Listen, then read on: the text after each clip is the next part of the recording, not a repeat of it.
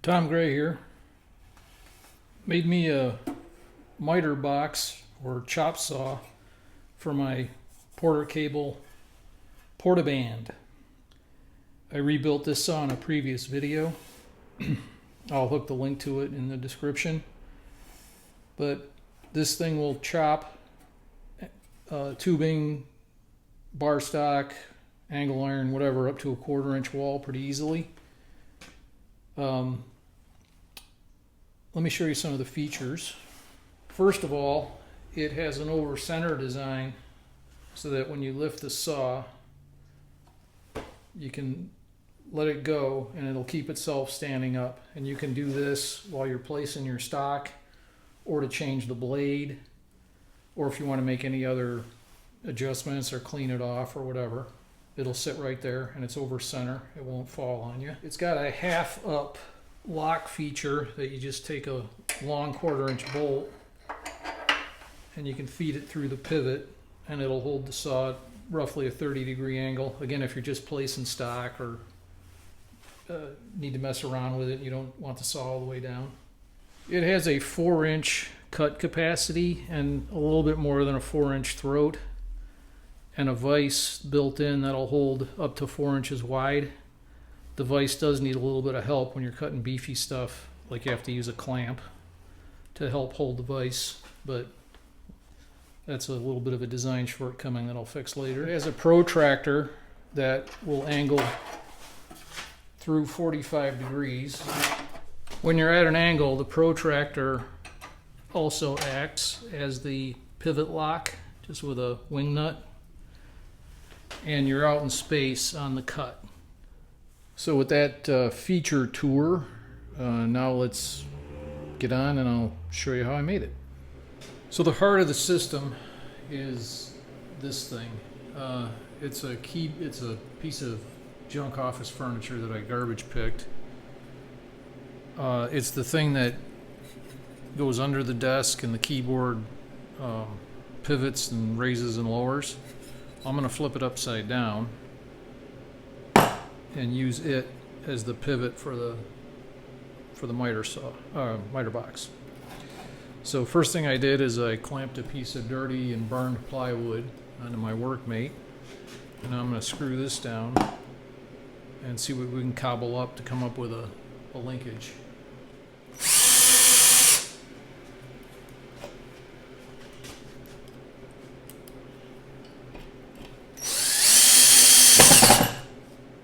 Now the saw has a couple of mounting points on it right here. This is where the missing front handle goes, but there's 2 5/16 holes and 2 number 10 holes. So these 5/16 holes are nice and stout. And I also want to make a grab handle so that when I'm using the saw by itself, I have a front grip. Second part is this member of the keyboard tray, which I used another chunk off of, but it fits in here and pivots up and down, and I have the pin. So let me just install that.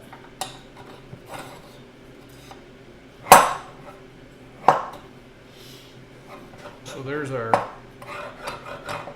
up and down, and it's pretty precise. I might have to tighten it up a little bit, starting with the mitering part. The idea is the saw sits like this somehow, and it's in the down position, so the blade is more or less 90 degrees to the dirty plywood. And now I just need to make a link between here and here. I think I can do something with a couple of hardware store brackets. It looks like these couple of angle brackets and a piece of beat up pipe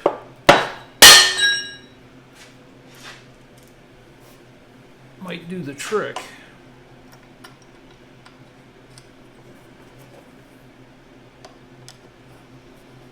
At least as a prototype.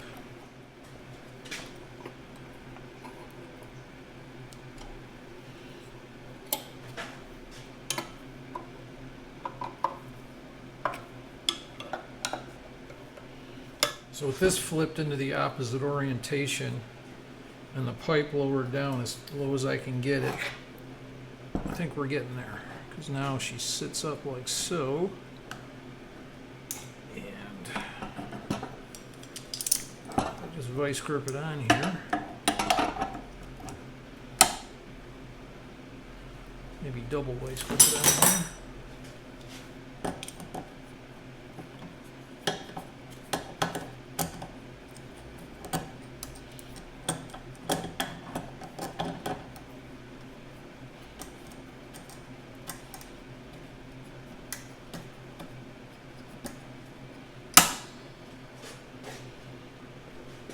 Okay. Yep. Hey, that's starting to work. So that's the basic mechanism. For a fence, I've got this other piece of junk office furniture out of the same haul. It's 1/8 inch, so it's nice and stout, and it's got these 4 weld nuts in it. Don't know what it was for, but if I roughly put it there, like that,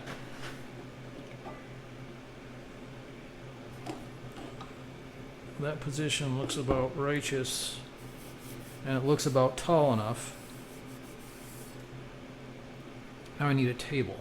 For the table, you want to be able to bury the blade under the surface of the table so it cuts all the way through and you can slide the stock back and forth. So for that, it looks like it wants to be about 3 thicknesses of dirty plywood tall, which would be about 2 1/4 inches. So some kind of table. I'm going to take some time now to, on the prototype here, get the blade parallel to the dirty plywood. I'm adding a 1/4 inch spacer underneath the shoe, which is going to be the stop when the saw comes down. And I want to get the blade square to the pivot. So I'm going to take some time and get that all set up. Here's our slightly better setup, slightly more sophisticated. The key to it is going to be this right here, which is a 3/4 inch threaded condi elbow. It's really just a piece of Schedule 40 pipe that they use for conduit. So I've got this holding the saw so the blade is 90 degrees to the table. And then, you can't see it very well from here, but I struck a line down the middle of the table, down the dirty plywood, and the blade is dead above it. And that line is 90 degrees to the axis of rotation. So the blade's square and straight and level. In operation, this condi elbow is going to impinge on the plywood, but I can raise it a few degrees. It's going to work like that. So the way this is set up, this member right here can go up and down and laterally, since this surface is straight and plumb and level. So what I'm going to do first is I'm going to make a bracket for the upper part here, which is kind of obscured by these vice grips. But that'll get the condi elbow located relative to the saw, and then any little screw ups up and down or laterally I can adjust here. Starting to make a permanent bracket here. First one I did is this little piece right here. So it's just a little piece of angle iron. Now I'm going to make this bracket, and I think I'm going to use this Simpson bracket here. It's 12 gauge, so it's pretty heavy. And I'm going to cut it so it fits in there. And then I'm going to have to chop the pipe down a little bit.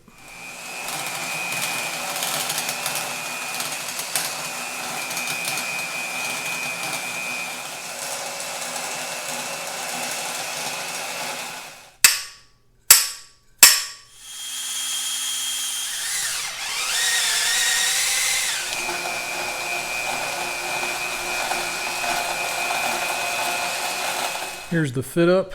So here's the bracket I just cut. There's the one I cut before. I'm going to tack these together and we'll whack the rest of this off and clean it up later on. Before I start arcing and sparking here, I'm just double checking the setup one more time. I want to make sure that the blade is perpendicular to the dirty plywood. I want to make sure the tube is perpendicular to the plywood or parallel to the pivot joint, which I have it clamped and spaced. And I want to make sure the blade is aligned to the center line of the pivot.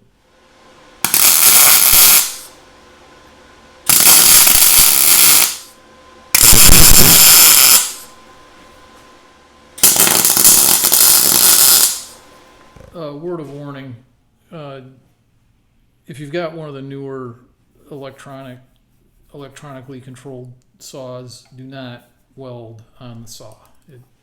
You'll fry every transistor in the thing. This is an old-fashioned inductive motor. There's nothing to go wrong. It'll be fine, but do not do it with a newer tool with electronic controls.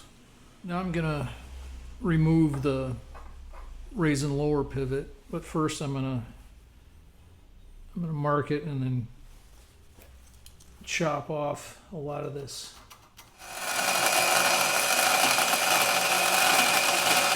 On the hinge end, I cleaned the powder coat off, and I got a piece of 6-pack Pacifico 6-pack wedged in there for a splatter shield, just to keep some of the weld splatter off the saw. And I shoved in a cardboard spacer to make sure that the hinge member is centered, you know, pretty precisely, with a little bit of room for some washers. And now I'll tack that to that. Alright, now everything's unclamped. And I can't move it very far because I haven't trimmed that pipe yet, but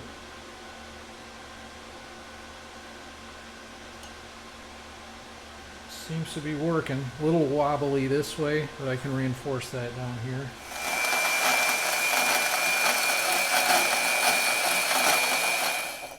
After checking my blade alignment and squareness for about the 50th time, there it is installed, all tack welded together. Put some pretty beefy tacks on it because I don't want it to come apart. And here it goes. Hey, look at that. Still a little bit wobbly this way, but like I said, I'll beef this up during the reinforcement phase. That's the fun part, just adding steel. Okay, now let's work on the table. And the table and fence. Well, it's table time. So more upcycled office furniture. I've got this piece, which is 1/8 inch, nice and stout. That's going to be the fence and the rear support or front support of the table. I've got 2 of these, which are 18 gauge, which is a little flimsy, but we can beef it up. Those are going to be the ends. I got this ugly looking perforated thing, which is also 18 gauge, which is perfect for the tabletop. And I've got this, which used to be the base for a swivel lamp, like a desk lamp, and it's 11 gauge, so nice and heavy. That's going to be the front of the table plus the inner vise jaw, or the rear vise jaw. So I'm going to get these cut and folded into something that looks like a chop saw table.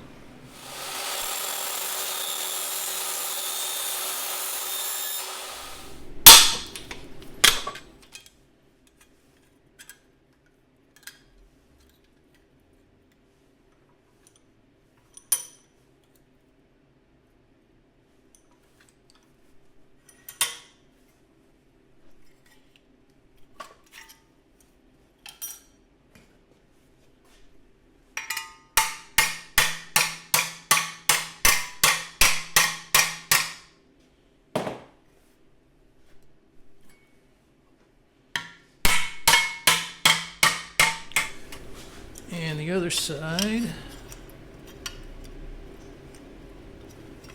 Just clear the jaw there.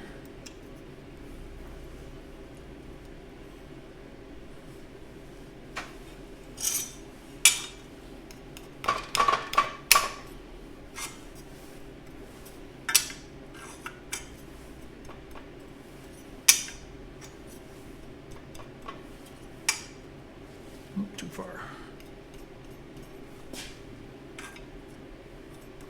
That looks righteous.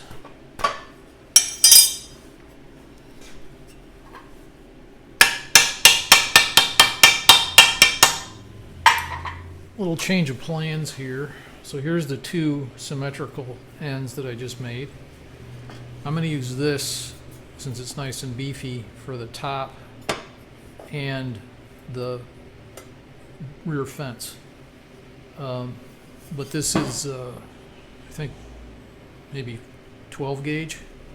There's no way my brake can handle that, but I can scribe it and bend it, so that's what I'm going to do. So I'll cut this square, cut a scribe line in here, and then fold up the rear fence, and then I can use that hole for the clamping screw.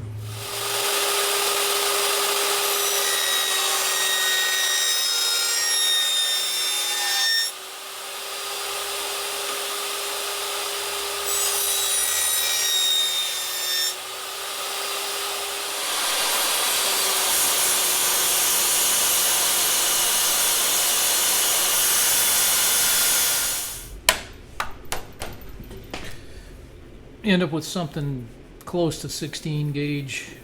That's how deep I scribed it. And you want to go at least as, 1.5, 2 thicknesses of the plate itself for the scribe width. So let's see how this works.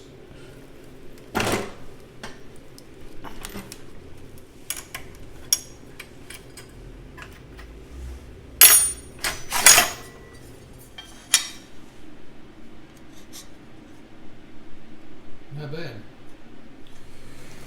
So last piece of the table is a front part, or an apron, and I'm determined to use this thing. So I'm gonna cut a piece and try and knock out a lot of this these perforations, and maybe keep these 2 or 3 in the middle and make it look kind of neat, like it's ventilated. And there's the last piece of the table. Kind of looks almost like it was designed that way. There's the dry fit, and then there's the top. Okay. Looking down the barrel of the table here, I have it set up on a piece of 1/8 inch plate. I'm going to tack this thing together. The first joint, that's the most important, is this one. So I'm going to knock this down, tack this together, and then tack the rest of it together, so it's like a unit that I can put on the final base.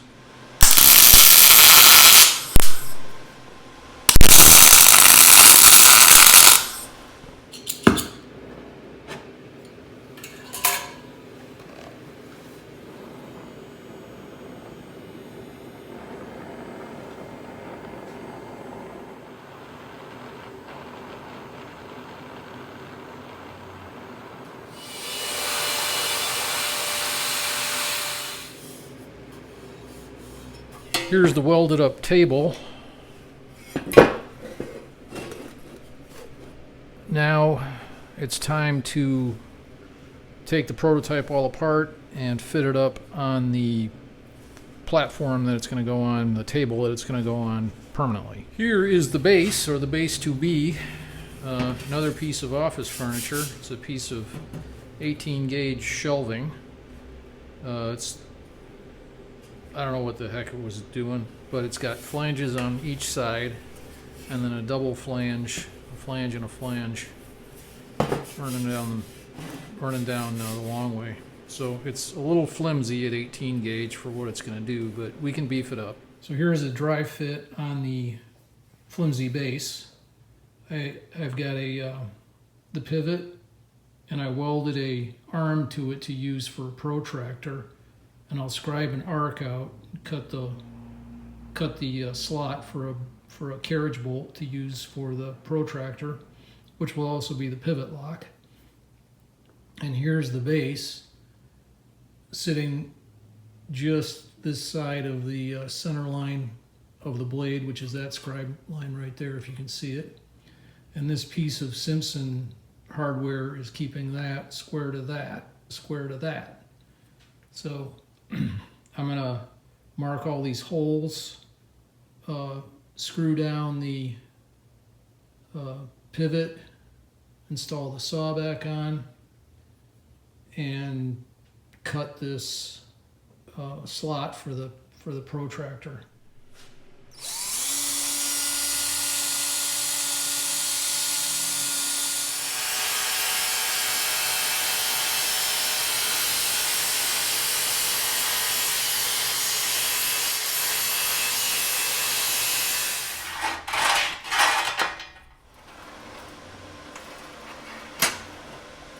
Good old-fashioned screw up here. The protractor hits the flange of the fence. So what I'm going to do is I'm going to whack a chunk out of this flange. I'm going to revise the revision. I don't know why I didn't think of this before, but I'm not going to chop up the flange here. I'll chop this off, I'll patch that hole up somehow, and what I will do for the protractors, I'll put a longer arm over here and cut a different path over here for the curve slot.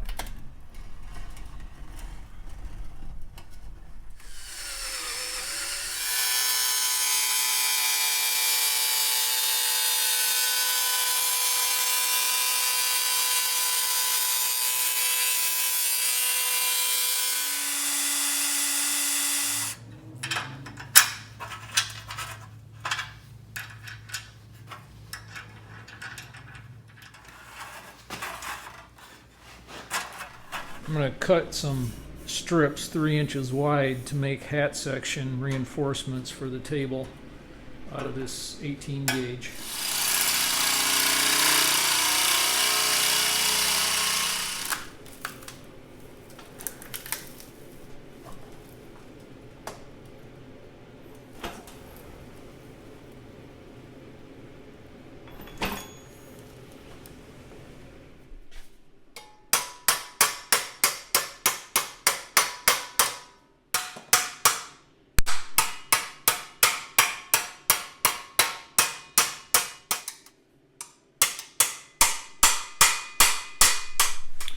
And there's our 2 handmade hat sections.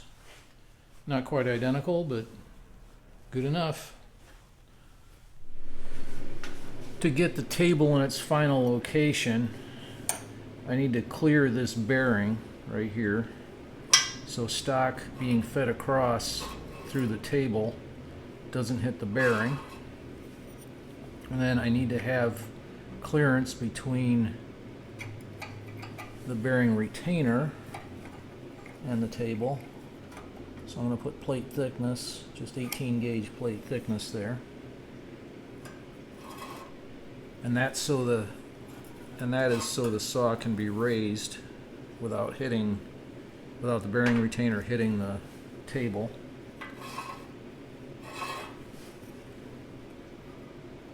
Okay, I'll tack it in place.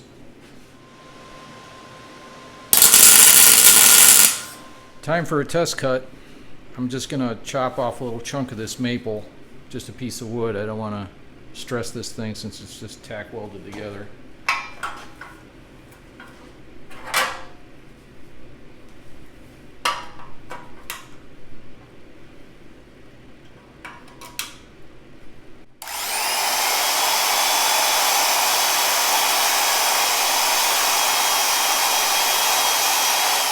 So I took it apart one more time. Now I'm going to go do all the finish welding. I'm going to weld in the hat sections on the bottom and just get this whole thing finished up and reinforced.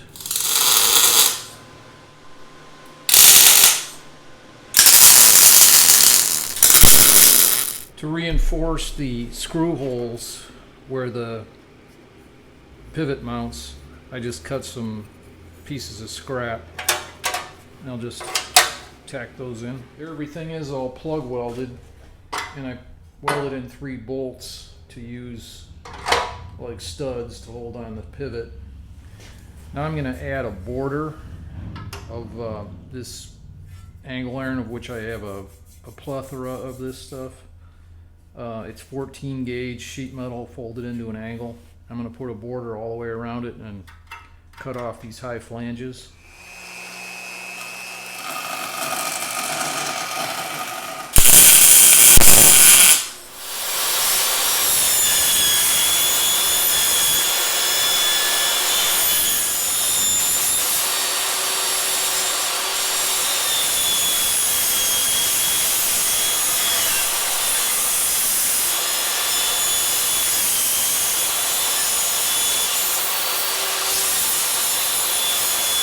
The holes in this angle iron that I used for plug welding don't quite get covered, or not quite covered by the sheet metal, so I leave there's space in the back. You can see should be able to see the light coming through there.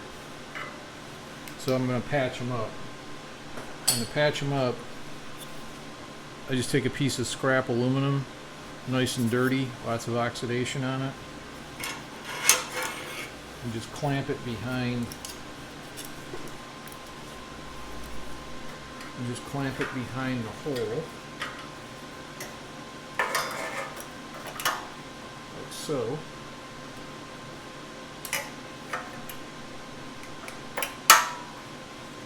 And then weld it shut. And then cool it off.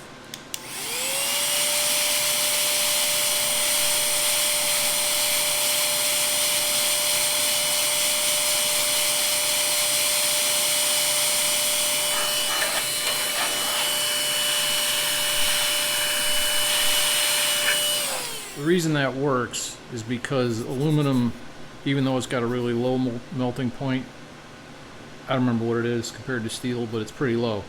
But aluminum oxide is a very high melting point. So the weld isn't, you're not holding the weld quick enough to penetrate the oxide to melt the aluminum underneath it. And it gives a little surface for the weld to stick to, and it acts like a cooling fin. So I'm just going to do that over and over again over these holes.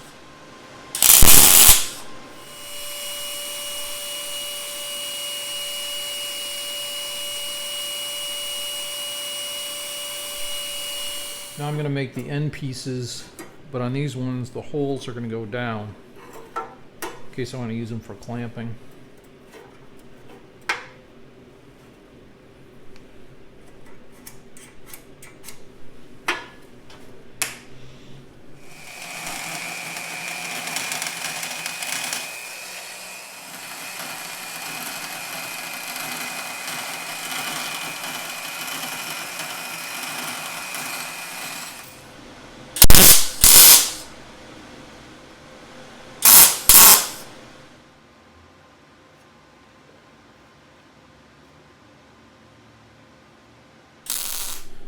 Step one of making the vise screw, I'm taking a 1/2-inch carriage bolt that's, I don't know, 6 inches long.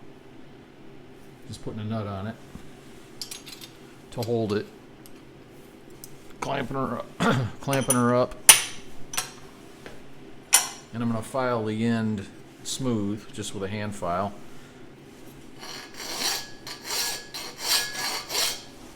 Then I'm going to take a little bushing and a spring-loaded center punch and just kind of align. If I had a transfer punch, I'd use that, but I don't. So I'm just going to kind of use this as a fake transfer punch to align the center punch on the top, on the end of the carriage bolt, and mark it. Pilot drill for a number 6 screw.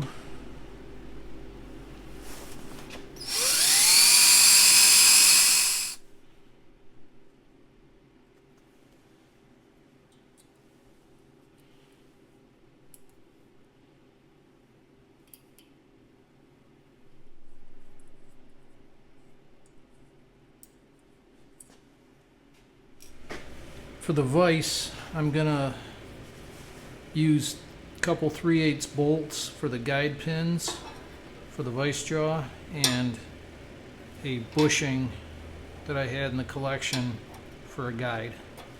So I'll drill a 3/8 hole and weld that on.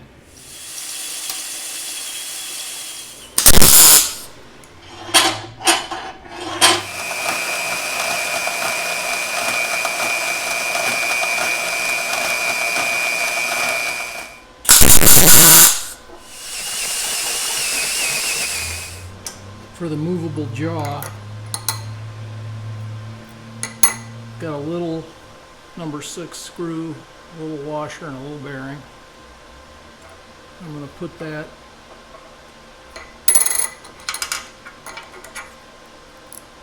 through 2 big washers, one big and one not so big. Screw it into the end of the hole that I drilled and tapped in the end of the carriage bolt.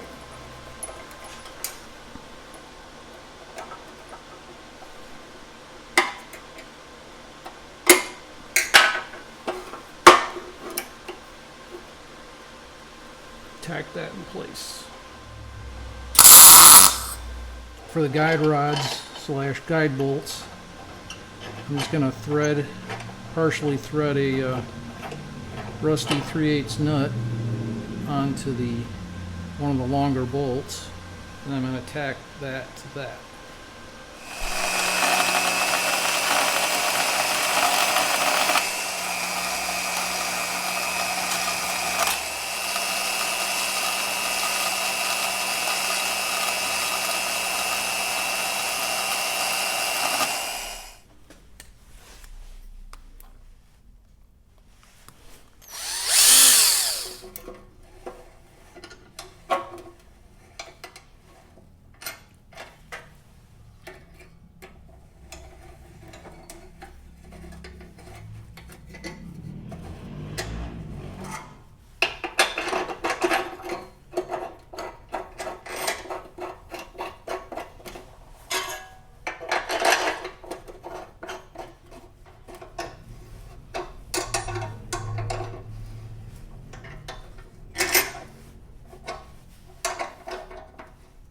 For the vise handle or clamp handle, whatever you want to call it, I just took a piece of 732's music wire and tapped the end of it, 1/4 tap on the end of both ends.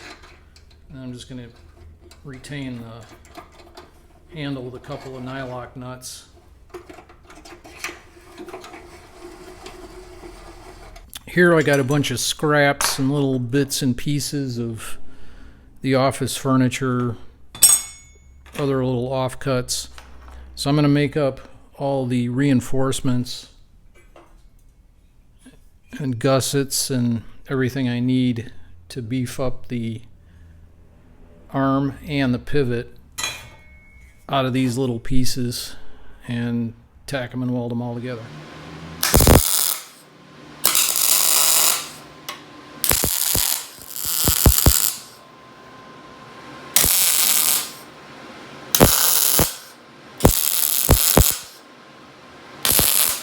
Here's everything all ground and sanded and smoothed out. I didn't show that, but I just used a die grinder with a roll lock on it, sandpaper, and a railroad spike to knock off the weld berries. And now I'm going to blow it down, clean it up, and paint it.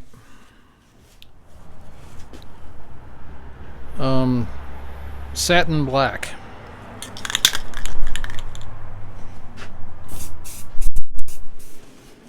Got her screwed down to the weld table. Let's do some final assembly.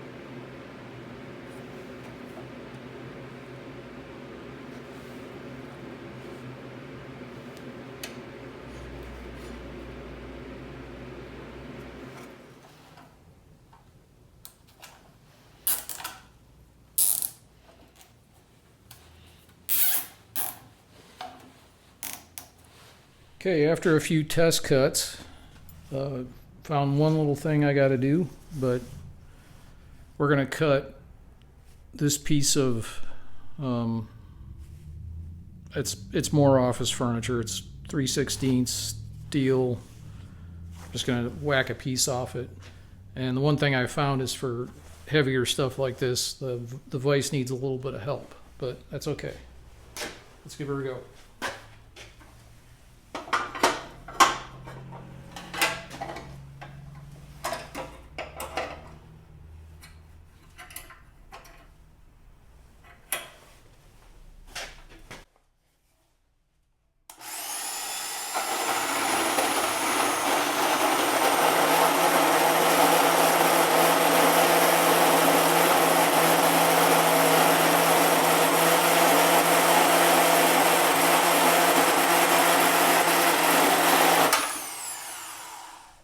So this was all made from some office furniture brackets and stuff that I garbage picked, and a few pieces of scrap that I had laying around. The only thing I bought was this Simpson bracket here and this Condi elbow, thick wall Condi elbow. And I just got those at the hardware store. Everything else either came out of the scrap bin or somebody's garbage. There's a dentist office a couple blocks from me that looked like they were remodeling, and they just threw away all their office furniture, and it had a lot of good steel brackets and fittings and stuff on it, so I just took it all. So anyway, very low investment. It's got a few things that I need to add or improve, like the clamp thing, but I'm going to use it for a little while and see if there's any other adjustments I got to make before I start changing stuff, because I'm sure there's going to be some other things that I don't like or could be improved or just don't work very well. But I want to get some hours on it, get a few cuts in, and then start making improvements. But overall, it's looking good. It definitely can get through the material, and definitely speeds up, breaking down big pieces. Big improvement there. Okay, I'm going to leave this one here, and it's on to the next project. I will see you there and then.